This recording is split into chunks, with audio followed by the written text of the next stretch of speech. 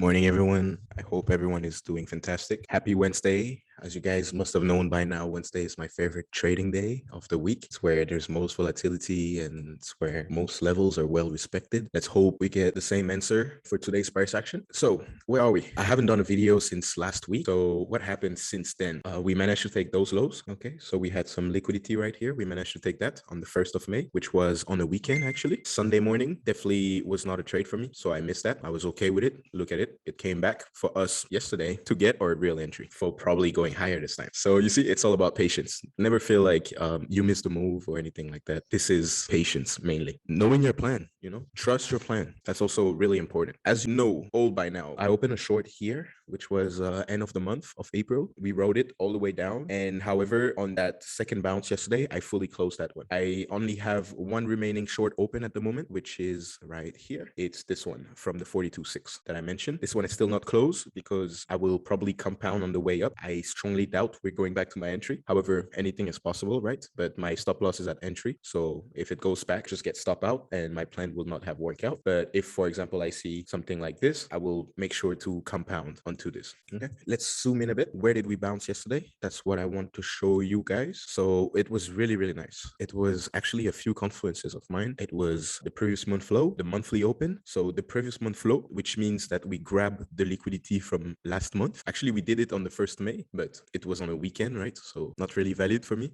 but did it again on a weekday, which now makes it much more valid. We saw a rise from there. It was also the previous year equilibrium from 2021. And of course, it was that fresh untapped daily that we created on this rise on Sunday morning. So we went back, test that, also in confluence with a weekly that was slightly higher. However, this one is already tapped, has already been trading through. And so we were waiting for a reaction. I did a live stream actually last night. You guys should have joined.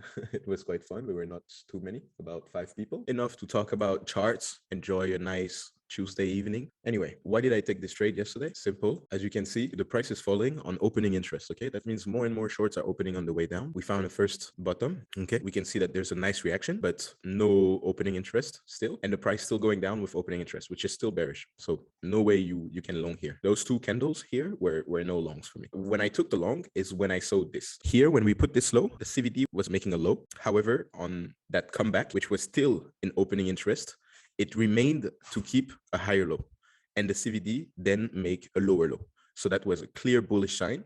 Okay, and here we're finally making a lower low. The CVD is not showing any signs. However, we can see the volume is increasing. This low here was 13 million, and this low here 19 million. Much more interesting volume to trade through. Okay, which resulted into a nice pump. So we flip resistance into support. So resistance, come back, resistance again, come back, and flip it into support right here around the 38,000, which lead into a nice injection of volume. So here you can see already 33 million. However, after you see this whole rise up on opening interest.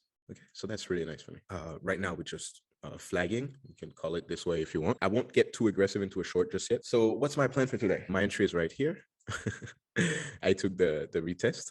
Okay, not the first drop, not the second one, but the retest. This is a 1 hour candle. Okay, plenty of time to enter here, in my opinion. If you stay stuck because you thought it was gonna go lower, well, you should have used maybe the right tools like ExoChart, and you would have seen that it was clearly forming bullish divergence. I took this one right here, which resulted into a nice little pump, 4%. I'm still looking for higher personally. As you can see, we have a nice untapped daily right here at 39,727. It's also come in confluence with that golden pocket. Okay, so that's definitely a levels to be aware of, in my opinion. Also, we could simply see a reversal, like take off the highs and then reverse back. Okay, it's you can consider this as a range for now. Let me show it to you. So we can easily go back, take the highs before falling lower. Okay, here for me is no long. Okay, like I mentioned into the previous course that I did on range, here we look for short, here we look for longs. This is the first area you want to be aware of. After the levels that you remember when we were here, we were looking for slightly higher. Remember, we had point of control, this tiny range right here. Yeah, exactly. So we're going to set that again on our chart.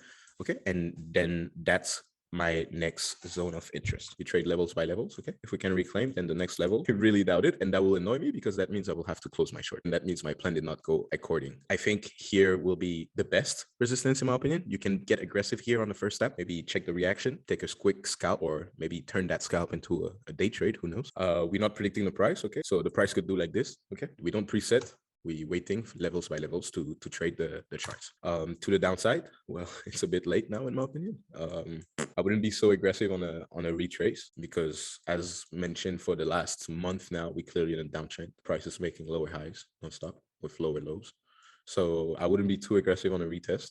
If you don't catch here, I think better step out and wait for the short. No need to FOMO here. Please don't. So yeah, that's it. I also wanted to show you guys that pitchfork that I shared in the group on the 18th of April, which is so far still respected to the dollar. Beautiful. Quite rare that you can find such nice, well-respected pitchfork. That means there's definitely a big guy watching it too. They're defending it pretty well. Look at that. So we create the high to the swing low, come back into the 618, come back to the lower 618, come back to the highs, back to the 618, pump, try to reach the middle of the pitchfork, back to the low of the pitchfork. So now let's see how we're going to react. The 618 is also coming in confluence with the area, the daily that I mentioned earlier. That's something to be aware of. Okay. It will definitely be a zone of resistance, which I shared earlier. And yeah, that's it on Bitcoin personally. So if you catch the long, you long and chill for now. As I mentioned, the 39.5 short is now closed. And it's been quite fun trading all this so far. I'm mainly scalping, so I try not to share too much in the group. I'm worried that if I share my entry, I might get people confused. By the time I will have take profit, people will just like enter their trades and then get completely wrecked. Then I want to talk about the DXY. It's finally doing lower highs on the hourly chart. So clearly triangle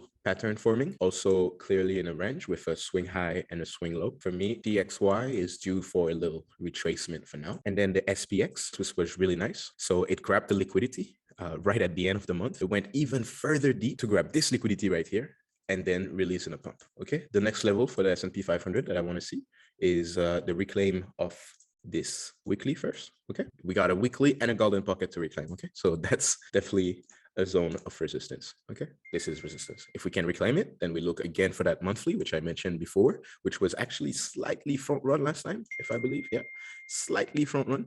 Okay, so we could easily reclaim it and go back, but for now, this is major resistance on the SPX. Okay, and also still in the downtrend. Okay, so now let's talk about the areas where I'll be. If, for example, you miss that swing long and you still want a long, and we can see a retracement here, but it will not be nice because you see how fast we go up. What goes up fast comes down fast, right? Looking for the next long is still the same. It's that liquidity grab coming right here around 36,900. Actually, you know, guys, that 36,900 level, the more and more we front running it, the less I'm attracted to it. So right now, what I'm more interested in will be this here, the 35 34 area, okay, for a better swing long. Also, it's funny, I wanted to mention last Wednesday, which was on the 27th here. Yeah, so last Wednesday, what did we do?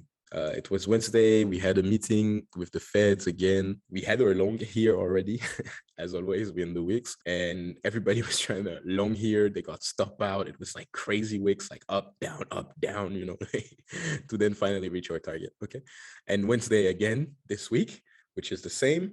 Come to the lows, now going up. Maybe now we're going to start seeing some crazy volatility when the London is currently open, but not doing much. But when New York is going to open, apparently there's a Fed event. So we don't trade the news, but good to be aware of. Get ready to like have a nice volatile day again before reaching our target. Okay, so please don't long here. You might get stopped out before even getting a chance to take profit. It's too risky. So that's it for me today. I hope you guys enjoyed today's video. Please don't forget to give a like and subscribe. And until next time, bye-bye.